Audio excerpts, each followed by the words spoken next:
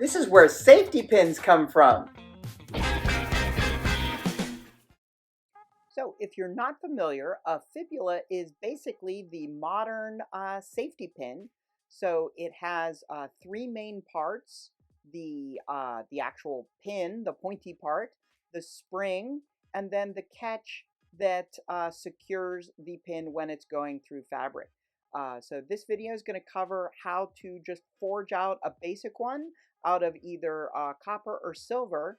And these kind of pins, because you'll need a larger pin stem since it's made out of a material softer than stainless steel, really is only best for sort of looser knit fabrics, not a tightly woven material, or else that's going to leave sort of holes going through it. So keeping that all in mind, let's get started with how to make these.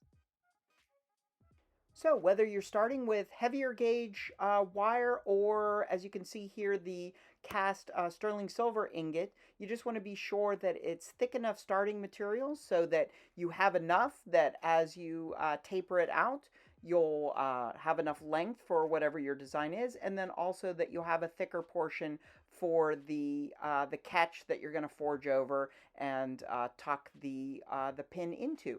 Now, if you did cast an ingot, you want to make sure that you don't have any cold shuts in that cast ingot, or as you can see here, as you start rolling it down, that's naturally just going to break. And so you want to make sure that you do have a really good casting for your ingot that you're starting with as you're forging down.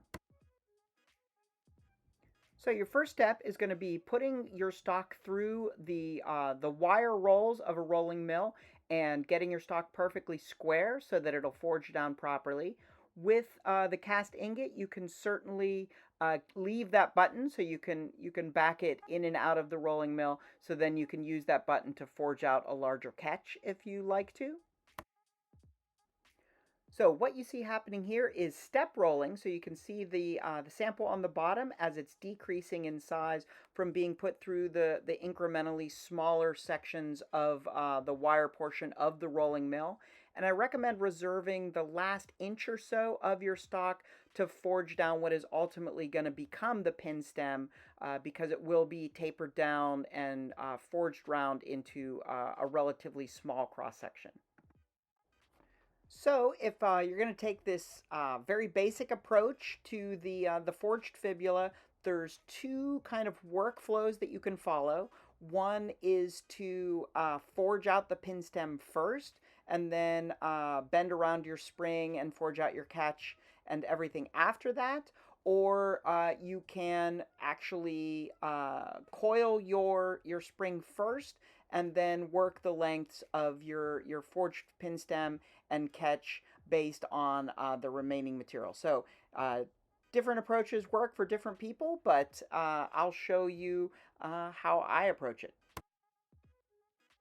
So if you're going to take the approach of coiling your spring first, I would pick the middle of your stock, coil that spring. Now it'll be square stock, so you want to be very careful because square stock tends to roll over on its edge. So you may have to adjust it as it rolls over so that your coil is sitting flat and square to itself.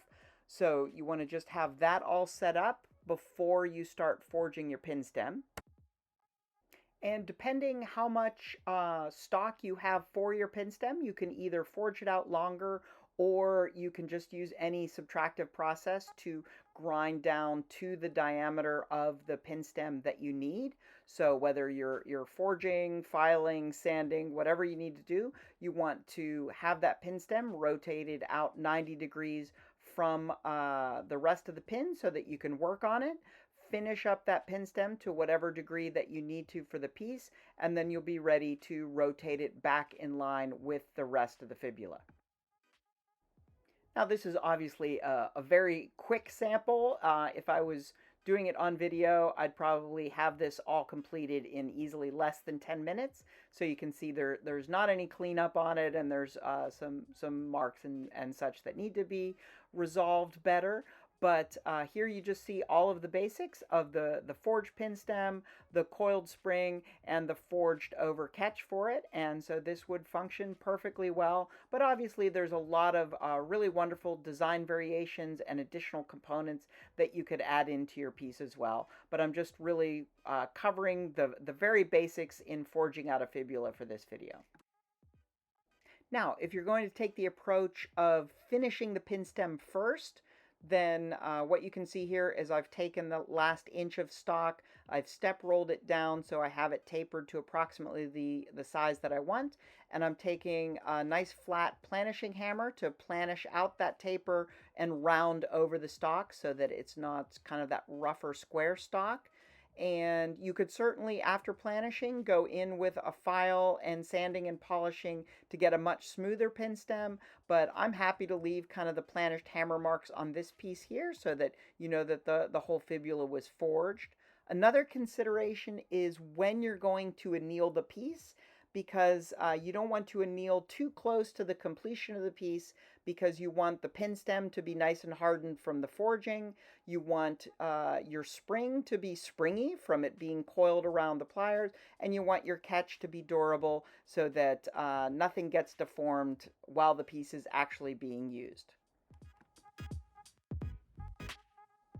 Now, I do recommend polishing the pin stem even if it's going to have a planished surface on it, just to help it glide through fabric a little bit easier. And of course, safety first. Be very, very careful while polishing. Never go into any polishing buff with sort of an aggressive direction. You always want to go in passively with the rotation of the buff. And here I'm just using a basic bobbing compound on a cotton muslin buff and rotating the pin stem, being sure to not overheat it, but just to get a nice polished finish on that pin stem. So after polishing, you can see the square stock is bent into that sort of hockey stick configuration, and then it is the catch is forged out flatter, and then a hammered texture is applied to the catch and main body of the pin, and then probably one last annealing before getting into some of the final bending and shaping and forging of the piece. So here we have a relatively quickly forged out sample where you can see the tapered pin stem to it, the coiled spring, and then the forged main bar and then catch for it. And there's really just such a wonderful range of variations that are possible within this.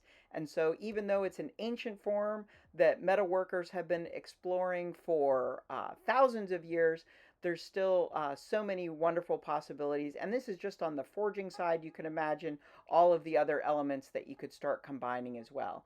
And I think really just having that consideration of a forged finding, a handmade finding, in addition to other metal work that you might be combining in with it, really just emphasizes the overall aesthetic and functional considerations of your piece. So hope this has been really helpful for you, and if you make some forged fibulae, definitely let me know, and I'd love to share them out and see what you create. If you enjoyed this video, please be sure to hit that subscribe button so that you can hear from me when I post future videos. Thanks for stopping by.